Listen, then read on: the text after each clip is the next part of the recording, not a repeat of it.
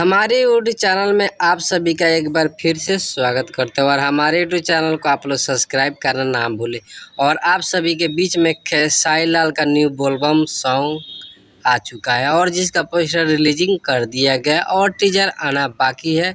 इस बोलबम सॉन्ग का नाम है आंसू गंगा जल भइल और आंसू गंगा जल भइल बहुत बेहतरीन बोलबम सॉन्ग है। और बोलबम सॉन्ग सुनिएगा तो शिव जी के भक्ति में लीन हो जाइएगा और इतना बेहतरीन बोलबम सॉन्ग है आंसू गंगा जल भइल। और आंसू गंगा जल भइल बोलबम सॉन्ग को लिखे हैं विशाल भारती और म्यूजिक है मोनू सिन्हा जी का और डायरेक्शन है पवन पॉल जी का। और ये भोजपुरी बोलबम सॉन्ग टी सीरीज हमार भोजपुरी से आने वाला है और जिसका रिलीजिंग डेट तो अभी पता तो नहीं है, बस टीजर आते ही इसका क्लियर हो जाएगा।